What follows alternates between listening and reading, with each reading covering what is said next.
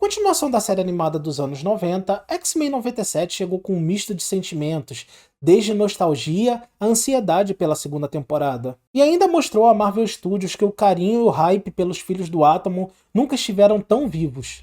Fala pessoal, sejam muito bem-vindos de volta ao Pipoca Plus e a mais um videozinho aí do quadro versão estendida. Eu sou o Vitor e você também pode me chamar de Tanuki. Então pessoal, antes de mais nada, se você já curtiu o conteúdo do vídeo aí, já deixa seu like, se inscreve aí no canal que vai nos ajudar bastante.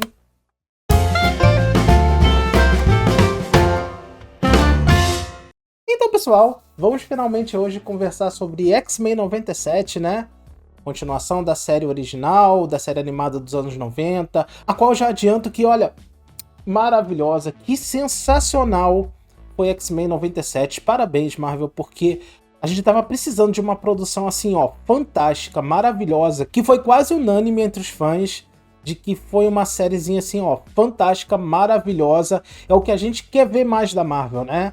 É esse tipo de produção fantástica como X-Men 97. Então, pessoal, X-Men 97 se inicia exatamente do momento em que parou a série animada dos anos 90, né, a série original. Lembrando que a série original ela foi de 1992 a 1996, né? Por isso que no título a gente tem X-Men 97, indicando que é uma sequência direta, algo que todo mundo já sabia, né? A série então se inicia com os X-Men tendo que lidar com a ausência do Professor X, né? Porque para quem assistiu a série original sabe que no último episódio ele sofre um atentado ali contra a vida. E para não morrer, ele é levado pela Lilandra, né, o grande amor da vida dele, para o Império Shi'ar, e assim se recupera lá. Então, pessoal, eu gostaria de começar essa nossa conversa falando de algo que a série fez bem, e muito bem, por sinal, desde os trailers, inclusive, que é puxar pela nostalgia para trazer o público antigo de volta. Desde a primeira cena do primeiro episódio, eles já puxam pela nostalgia, como, por exemplo, os X-Men indo enfrentar os amigos da humanidade, né? E posteriormente as sentinelas, que coincidentemente ou não, são justamente os primeiros inimigos de X-Men, a série animada dos anos 90. Avançando mais alguns episódios, eles trouxeram o Mojo de volta, né? Como vilão, que é um personagem que eu jurava que eles não iam mais trabalhar, para justamente se adequar a esse tom mais de seriedade, né? Que tem X-Men 97, mas eles trouxeram o Mojo de volta. Então, assim, em diversos momentos, a gente esquece quanto tempo se passou de X-Men, a série animada dos anos 90, até X-Men 97, né? Pelo menos quem acompanhou na época. Então, assim, eles puxam muito pela nostalgia, muito mesmo. Como eu falei, desde os trailers até as primeiras cenas, trazendo personagens e vilões que eu jurava que não iam aparecer mais. Mas, assim, eles souberam muito bem trazer o público antigo de volta. A reutilização da própria abertura nos faz mergulhar demais na nostalgia. Mas mesmo assim a abertura ela trouxe inovações, né? Como por exemplo, alternando os personagens que aparecem nela, coisa que não acontecia na abertura dos anos 90. Como por exemplo, quando a Tempestade saiu da equipe momentaneamente, né? Quando ela estava sem poderes ali, ela deixou de estar na abertura. Ou como por exemplo o Bishop, né? E desde o primeiro episódio ele aparece na abertura, mas quando ele deixa a equipe para voltar pro tempo dele, ele some da abertura. E também o Noturno, que é o oposto, né? Nos episódios finais, o Noturno passa a integrar a equipe, então ele passa a integrar a abertura também. Então, assim, a abertura puxa muito pela nostalgia, mas ela também tem inovação. Eu achei maravilhoso, fantástico, e dá um dinamismo a mais, né? Eu, por exemplo, em momento nenhum eu pulei a abertura, porque eu queria saber se ia ter uma adição ou iam tirar alguém da abertura daquele episódio. Entretanto, pessoal, eles sabiam que não só pela nostalgia eles iam fisgar o público. Até porque muito tempo se passou desde a série original até X-Men 97. Eles sabiam que as novas gerações, muitos não teriam a paciência ou curiosidade de assistir toda a série original, né? Todas as 5 temporadas. Então, de uma forma muito bem feita, eles fizeram uma série com uma qualidade maravilhosa, fantástica, que prendeu o público num hype absurdo esperando o próximo episódio. Principalmente utilizando sensações de perigo, como a gente viu ali no episódio 5, um vilão por trás dos vilões e uma sequência de eventos acontecendo em sequência justamente para prender o público e ele ansiar por mais. E assim como normalmente a Disney Plus faz, X-Men 97 lança um episódio por semana.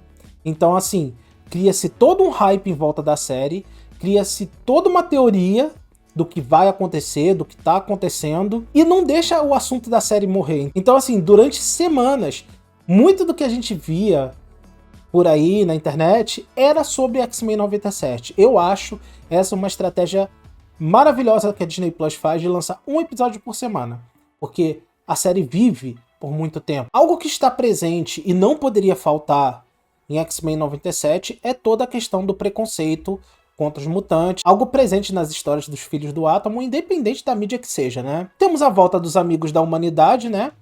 Que são os principais propagadores desse preconceito contra os mutantes, inclusive bem mais equipados, né, com armas de sentinela, até para representar um perigo maior aos mutantes, né, não só no campo ali das ideias, né, dos preconceitos, mas também um perigo físico a eles, porque antigamente os Amigos da Humanidade não podiam fazer muita coisa contra os mutantes fisicamente. Mas como a gente chegou a ver ali nos primeiros episódios, eles têm armas de sentinela, inclusive sendo os responsáveis por tirar os poderes da tempestade, né? Inclusive, pessoal, a gente tem uma cena que representa muito bem essa ideia anti-mutante dos Amigos da Humanidade e traça um paralelo interessante com a vida real, que é quando o Executor X, né?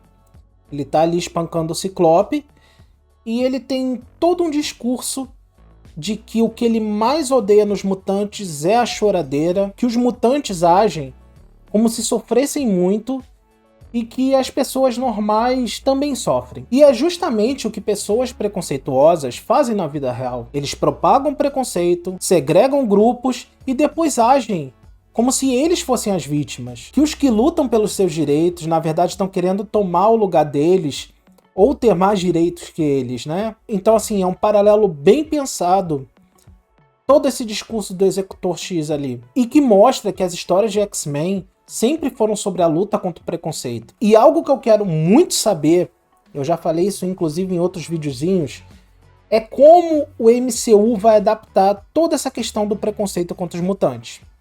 Porque o MCU já é um universo consolidado, com pessoas com poderes que são vistas como salvadores. Então, assim, como atualmente eles vão trabalhar com toda essa questão do preconceito contra os mutantes, eu não sei, mas eu tenho muita curiosidade para saber e espero que seja muito bem tratada, porque é justamente a principal questão das histórias dos X-Men. Quanto à equipe principal, pessoal, a gente tem a volta de todos os membros ali da série original, né? Com a fantástica adição do Morfo à equipe principal. Quando eu cheguei a gravar sobre o videozinho da série original, eu cheguei a mencionar isso, de que o Morfo, ele na verdade foi um mutante criado para ser descartado. Tanto que ele morre no primeiro episódio, ali, vítima de uma sentinela. Mas ele fez muito sucesso na época, né? E a produção resolveu trazer ele de volta. Tem toda uma historinha ali de redenção envolvendo ele, o Senhor Sinistro, os X-Men, um pouquinho de rancor da parte do Morfo, né? Mas tudo é superado e posteriormente o Morfo volta para a equipe, mas não um membro da equipe principal ainda. E aqui em X-Men 97 eles trouxeram o Morfo de volta. Inclusive o Morfo é a referência humana, né?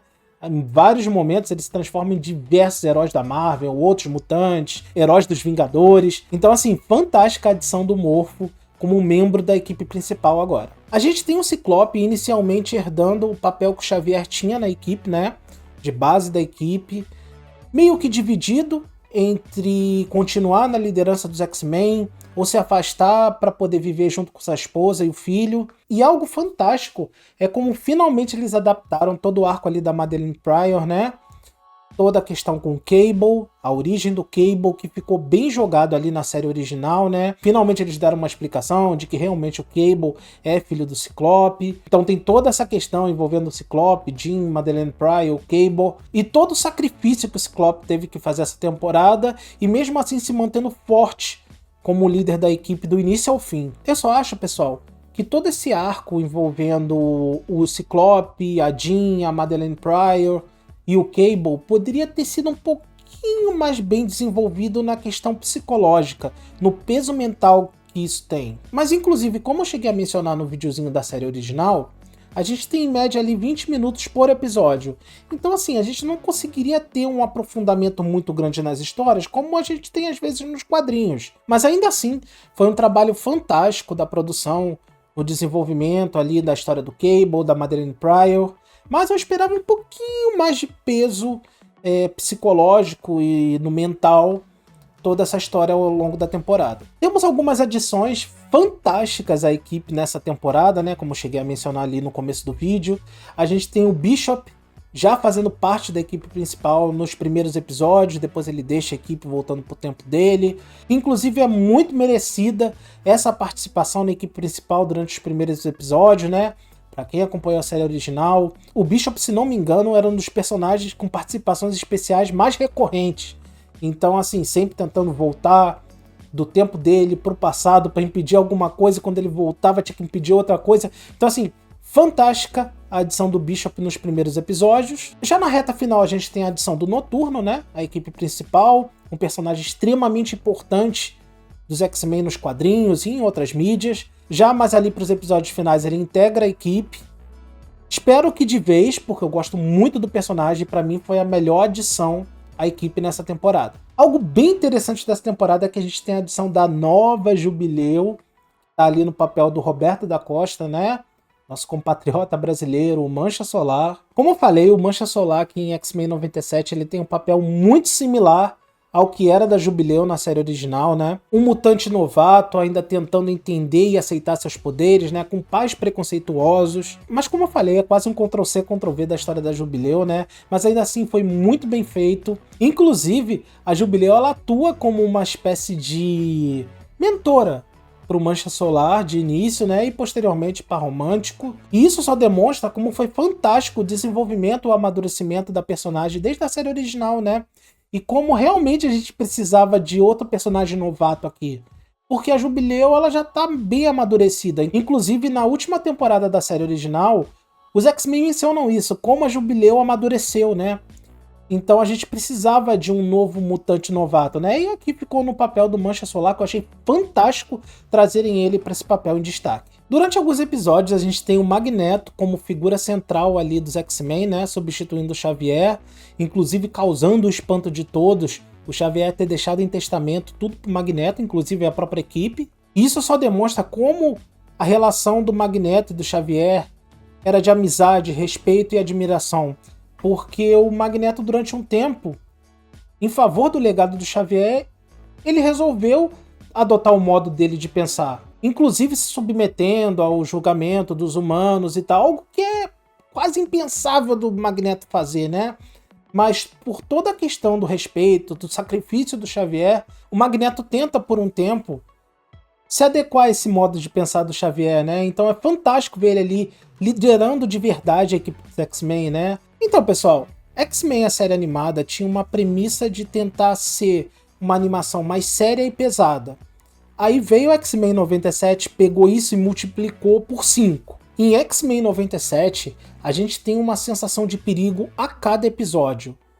Em todo momento, a gente tem aquela sensação de que ou alguém vai perder seus poderes, ou alguém vai ser vítima de algum inimigo. Então, assim, a gente tem essa sensação do início ao fim de que ninguém tá salvo. A última vez que eu tive essa sensação com uma produção de X-Men foi no filme Dias de um Futuro Esquecido.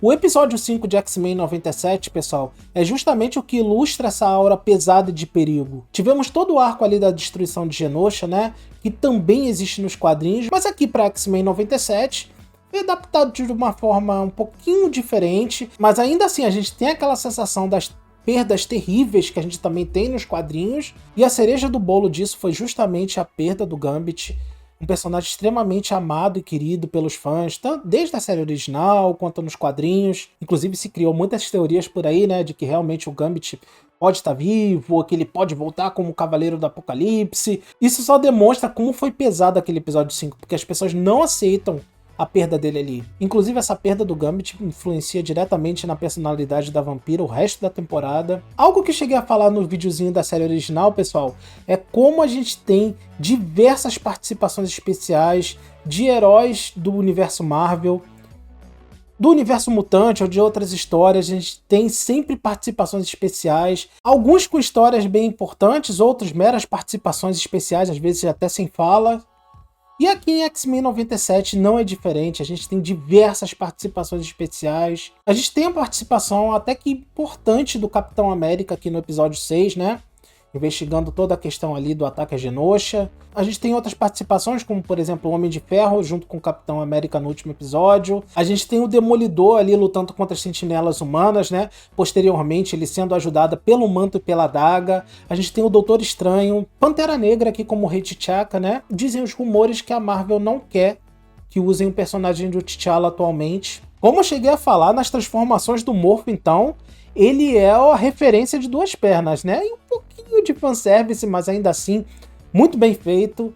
Entre as transformações dele, a gente tem o Hulk, o Senhor Fantástico, o Arcanjo, o Mercúrio, Lady Deathstrike, o Colossus. Então, assim, a gente tem diversas referências ali nas transformações do Morpho, que eu acho sensacional. Mais um motivo que eu achei fantástica a adição do Morpho ali, a equipe principal. Sou fã e quero service. X-Men 97 foi um revival fantástico, com uma qualidade fantástica que nos deixou assim, com muito hype pela segunda temporada. Como eu falei, ele puxou muito pela nostalgia, mas não ficou só se apoiando nessa nostalgia. E além disso tudo, ela manteve a essência do seu material original. Nos trouxe uma história pesada e um ar de perigo a cada episódio, e contou e encerrou diversas histórias que ficaram em aberto na série original. X-Men 97 foi uma prova para Marvel Studios de que o público ainda quer ver X-Men. Se bem feito, bem adaptado, bem roteirizado, o público ainda quer ver mais X-Men. Então assim, se bem feito, com a mesma qualidade da animação,